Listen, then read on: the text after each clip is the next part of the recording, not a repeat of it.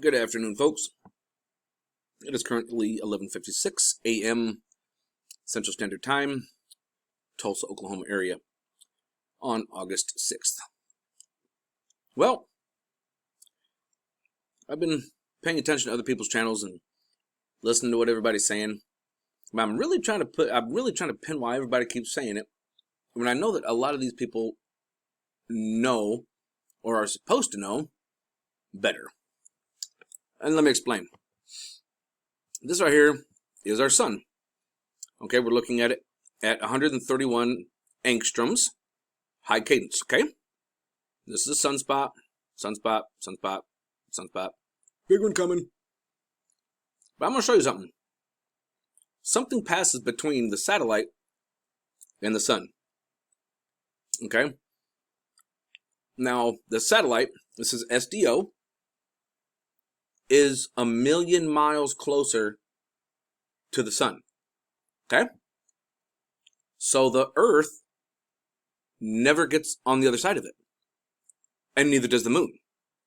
Because the moon is what? 25,000 miles away from the Earth or something like that? So there's no way that the moon could get in the way of it.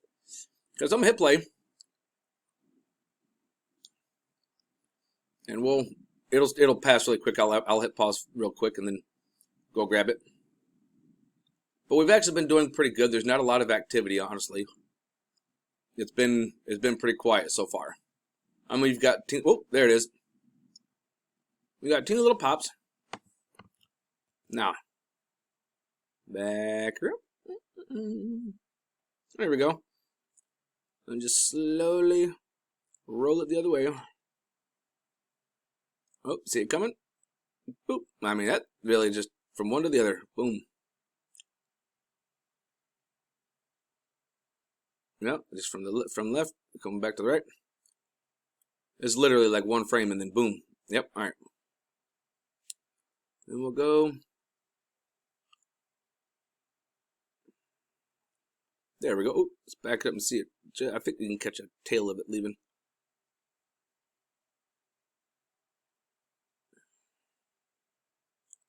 This is very, very tedious. Come on.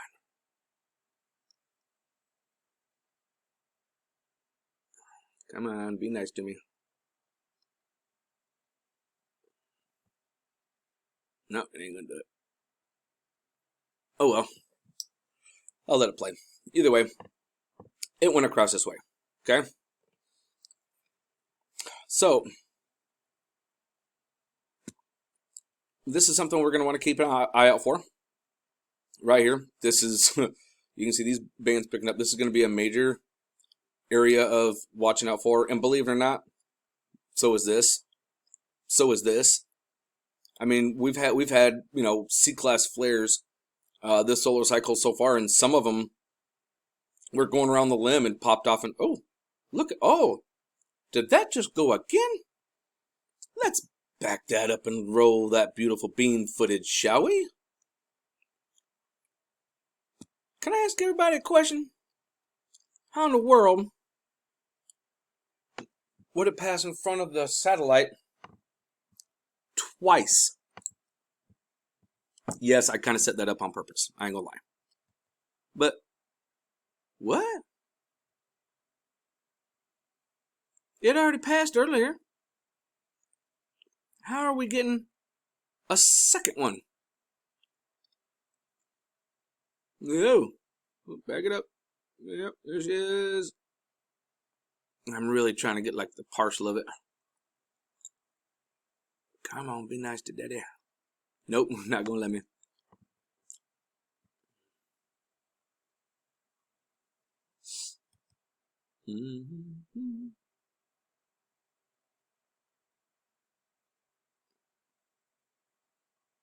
Well, let me have it on this end. Oh, back up just a little bit. Come on, almost. Nope. Oh well. Isn't that a little odd? All right, now let me pull it up the chart and I'll show you. Okay, before I go over there, I'm gonna hit on a few other things. Here we're looking at 171 angstroms. This is one of my favorite ones because you can really see the bands. You can really see, I mean, this is constant plasma coming off the sun, folks. Constant. Ooh, there it went once. I know everybody saw that. Okay, did you notice the time? Here, let's do a little backup, little boop. Come here, you. There's a timestamp on it. Well, let's see. Maybe I didn't get. Oh, okay. So 8:05 at 8 o'clock, basically.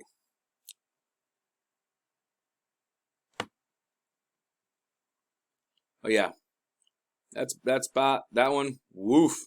Oh man, that's worrying me. I mean, look at all the plasma. All that. That's solid plasma coming out, folks. Oy. That ain't good. Oh, there it goes again. At 8:06 and whatever the end time was. Like 1600 or something. How does that happen? Should make you curious, shouldn't it? Like, this thing is 1,000,000 miles away from the surface of the Earth. How are we getting in between it and the sun? We're not. Mars and Mercury, they're not in between it. They're going the other direction. Figure that out. Or actually, they're not even to it yet. Actually, because we go around in a counterclockwise rotation. So it's not even there yet. It's not going to be there for another 6 weeks. I think 6 weeks. I'll have to check my charts again. But let's check a couple more things.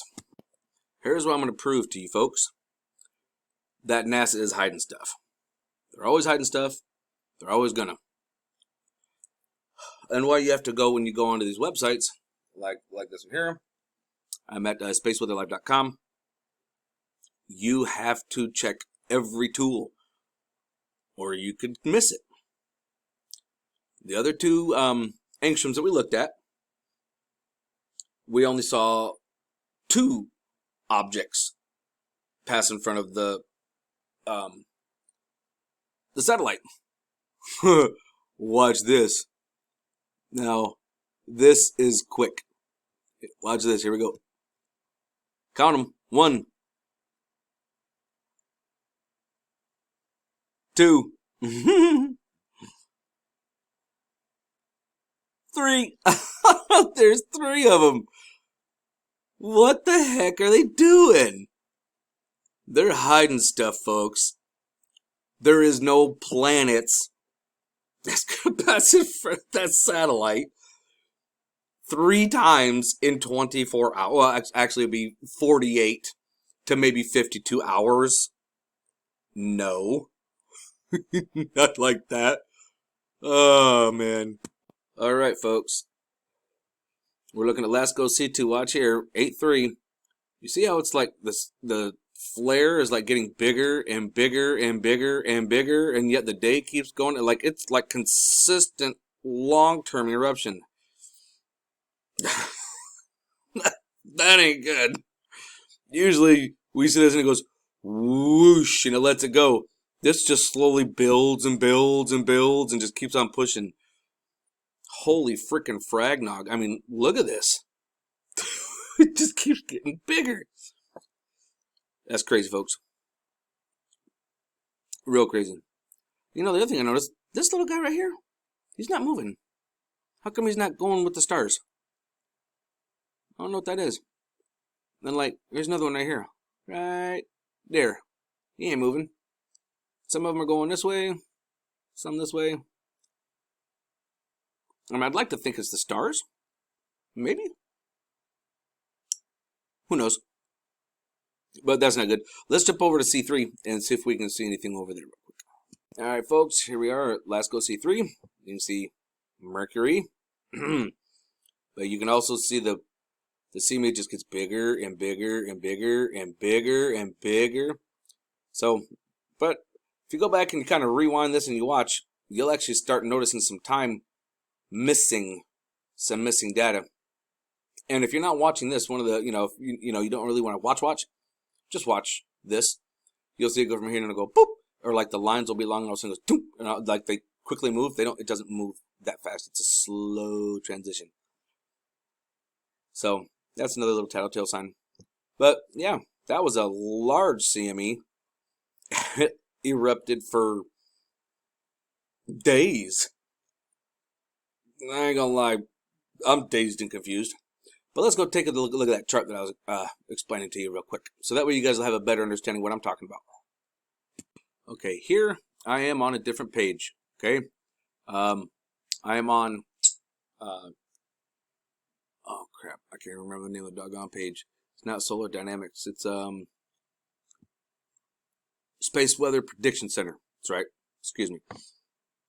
Well, one of the things you guys are going to want to know is to check this out. This is why I like this one, because this one, I can actually click on it one at a time. And there's lots of missing data. I just went through here. But watch this. I've never seen this before. So we're just kicking off. Now, notice the timestamp, 8:30, and then 06. That's 36 minutes. Okay, and you see how that's missing? There's like a line right there. Now, watch what happens here. And, come on, where are you?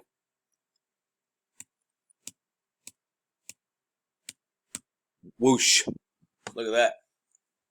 Warp speed, Scotty. Yeah, it's pretty cool. I've never seen that. But it's gone on the next frame in 12 minutes. So that is pretty neat. You also got these Borg cubes, as I call them, all over. But if you notice, if anybody else will notice a little bit, like right in here.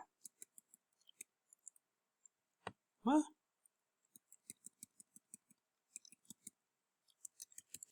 And when that thing is having its ejection, pushing away from it. All right, we're going to go check that out. Only got a couple minutes, so I'll make this short and sweet. I just put in Google location of Soho. Okay, here you go. At no time would the sun be hidden from Soho by the Earth. Its position is around a point called the L1 or Lagrange point, a rather stable location at which the gravitational pull from the Earth equals the gravitational pull from the sun. L1 lies on the direct line between the Earth and the sun. Okay, now right down here, L1 is approximately 1.5 million kilometers away, about 4 times the distance of the moon. Okay, you getting it? Let's see if they see if we can get a map. I can just go on images and it'll actually kind of show the Lagrange. If not, I'll hit pause and I'll pull us over there. There's one. Oh, here we go. This actually gives us a decent idea. Okay, here we go. The sun. Here's Lagrange 1. Stereo ahead, stereo behind, I believe. And then that's, no, actually that's ahead and that's behind. But supposedly, it kind of doesn't make sense how they're talking about it. But here's the Earth, and L1 is here, but it's 4 times that. So I'll see if I can find another one that's a little bit more in detail where we can understand a little better and I can run through it. Okay, got a little bit of time. Right here, nose discover. Here's the Earth. There's the moon. There's L1 right there. L2. The moon is always on this side. It will never block this. And actually, this obviously is not to scale, folks. It sticks out. It's actually a little bit further. But you get the idea. So, please, people, do some of your own work. Start looking for yourself. And don't, by all means, don't trust everything I'm telling you. Don't trust everything other people are telling you. Look for yourself. Because if you're just going on something that somebody else is telling you, like, oh, well, so-and-so told me, well, they're an idiot. But if you learn it for if you actually learn it for yourself, can't nobody take it away. And that's a fact. Now, sometimes I might be incorrect. Sometimes other people are incorrect. And when we recognize it and we go, oh, I wasn't right about that. So and we correct ourselves when we move forward. But you got to learn it for yourself, folks. Stay safe. Make sure you say your prayers in the name of Yeshua. Love y'all.